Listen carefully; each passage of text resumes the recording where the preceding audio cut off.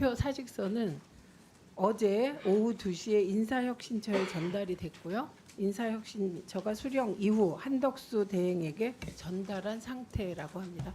이정원 의원님 질의하십시오.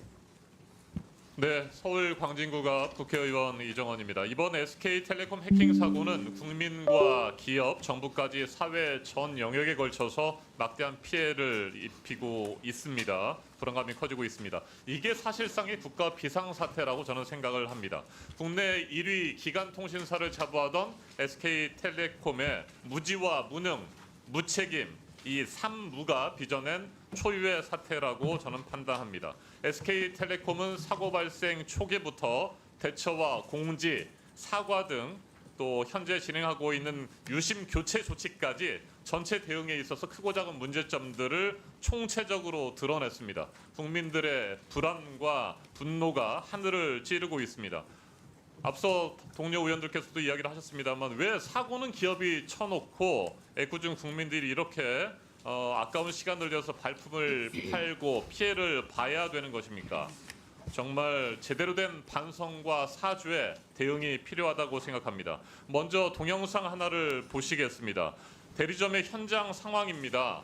네, 현장은 정말 말 그대로 아수라장입니다. 바쁜 국민들 힘들게 기다렸는데 유심을 바꾸지도 못하고 T월드에 들어가서 보니까 서버는 터져 있고 네, 이런 상황이 지금 며칠째 계속되고 있습니다. 네, 유영상 SK텔레콤 사장님, 제가 질문 드리겠습니다. 앞서 네, 소리는 좀 줄여주시고요. 유심보호 서비스 가입과 관련해서 여러 의원들이 질문을 했고 답변을 하셨습니다. 그런데 저는 이렇게 생각합니다. 이 정도의 상황이면 고객이 직접 앱에 들어가서 가입해라라고 말할 것이 아니라 모든 가입자들이 자동적으로 유심 보호 서비스에 가입되도록 조치해야 되는 것 아닙니까? 어떻습니까? 초반부터 그 부분에 대해서 검토를 많이 했었고요. 그다음에 검토만 할 것이 아니라 그렇게 해야 되는 겁니다. 네, 그렇게 했을 때 생길 수 있는 부작용이 저희가 알 수 없을 정도의 예를 들어 통신망 전체가 다운될 수 있는 그런 리스크가 그래서 있다라고 봤기 때문에 자발적으로 가입한 사람들만 피해를 보상하겠다라고 하는 원칙 아직까지도 현실 인식이 부족해요. 그거는 아닙니다. 네, 됐습니다. 예. 제가 봤을 때는 그래요. 모든 가입자들이 자동적으로 유심 보호 서비스에 가입될 수 있는 방안을 찾아보십시오.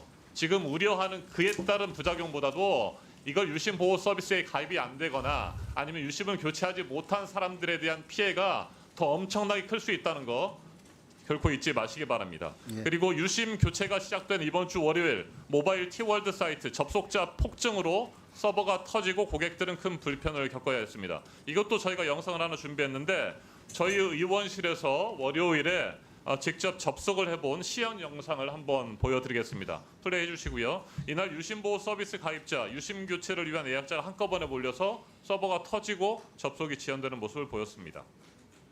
유심 교체 시간이 오래 걸리니까 SKT에서는 유심 보호 서비스 가입 안내 문자 하나 보내왔고 이것도 앞서 제가 말씀드린 것처럼 가입하러 가기 버튼을 누르면 대기 인원이 52만 명, 대기 시간 145시간이라고 합니다. 이게 말이 됩니까? 그러면서 그로 인한 피해가 우려된다고 하면서 가입자에 대해서만 피해를 보상하겠다라고 하는 어처구니없는 답변을 하고 있는 현실 인식에 분노하지 않을 수 없습니다. 저희 의원실이 지인들과 인터넷 커뮤니티, 유튜브, SNS 등을 살펴봤습니다. 온 오프라인 여론을 종합해서 모니터링한 결과를 좀 저희가 요약을 해봤습니다. 우리 국민들이 느끼는 핵심 분노 포인트는 크게 4가지입니다. PPT 파일 보면서 먼저 설명드리겠습니다. 첫 번째, 네, 해킹 후 고지까지 수일이 걸렸습니다. 나흘이 지나서야 일반 가입자들이 그 사실을 알게 됩니다. 자, 4월 18일 최초 해킹이 발생했죠. SKT가 인지한 이후에 나흘이 지나서 4월 22일이 되어서야 SKT는 고객들에게 해당 사실을 처음으로 공개했습니다. 해킹에 따른 실무적이고 기술적인 조치는 하더라도 대국민 공지를 빨리 했어야 되는 건 아닙니까? 더군다나 늦은 공지에도 불구하고 SKT는 고객들에게 문자 하나 제대로 보내지 않았습니다. 접근성이 낮은 SKT 뉴스룸을 통해서 소식을 알렸죠. 유출돼서 하루하루가 위태로운 상황이었고 이렇게 해서 피해가 막대하게 발생할 수도 있는데 무책임하고 안이하게 대응을 했습니다. JTBC 뉴스룸도 아니고 SKT 뉴스룸에 올리면 이게 고객들이 어떻게 합니까? 이게 말이 된다고 생각하십니까? 일단 제대로 대응하지 않고 국민들에게 가입자들에게 늦게 알린 이유가 뭡니까?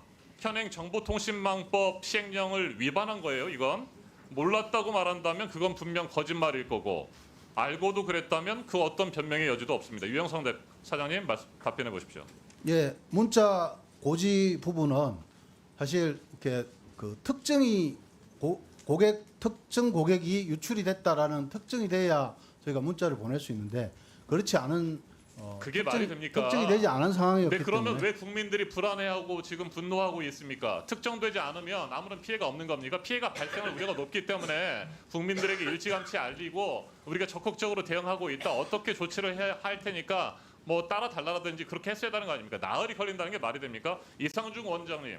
예, 그 과정에서 키사가 SKT의 법 위반 사실을 은폐하려 했다 이러한 의혹도 지금 불거지고 있습니다. 키사에서 자료를 내셨는데 SKT 신고서 내 인지 시점에 SKT 내부 결정권자에게 보고한 시점인 20일 오후 3시 30분을 추가 기입했다. 뭐 이런 해명들을 하고 있는데 이게 도대체 무슨 말입니까? 저는 아무리 읽어봐도 모르겠고 이 SKT 내부 결정권자를 누구를 말하는 겁니까? 답변해 보십시오. 이상중 원장님. 예, 뭐 저희들한테 신고 들어온 거는 4월 20일 16시 46분에 정확하게 신고가 접수됐습니다. 그 단계에서 신고하는 시점에 그게 내용의 인지 시점이 18일 날 23시 26분이라고 돼 있어서 그 아마 신고하는 과정에서 그게 내용이 네, 좋습니다. 피해가 정황 파악으로 돼 SK텔레콤뿐만 아니라 예, 이번 사태의 책임 키사에서 피할 수 없다고 보여집니다. 신속하게 대응하고 국민들에게 알렸어야 됩니다. SKT가 초기 대응부터 지금까지 부실 대응을 거듭하고 있는데 뭐 소비자 집단 행동까지 예상되고 있습니다. 요즘에 이런 말이 나옵니다. 네, 미국이나 해외였으면 SKT는 집단 소송과 과징금으로 망할 것이다. 이런 목소리까지 나오고 있어요. 깊이 받아들여야 됩니다. 2019년에 미국 연방거래위원회 메타의 이용자 개인정보 유출 사태와 관련해서 50억 달러 5조 9천억 원의 벌금을 부과했습니다. SKT 국민이 느끼는 분노 무겁게 받아들이고 적극적으로 대응하십시오. 말도 안 되는 변명을 일관하지 마십시오. 예, 예, 박충건 위원님 질의하십시오.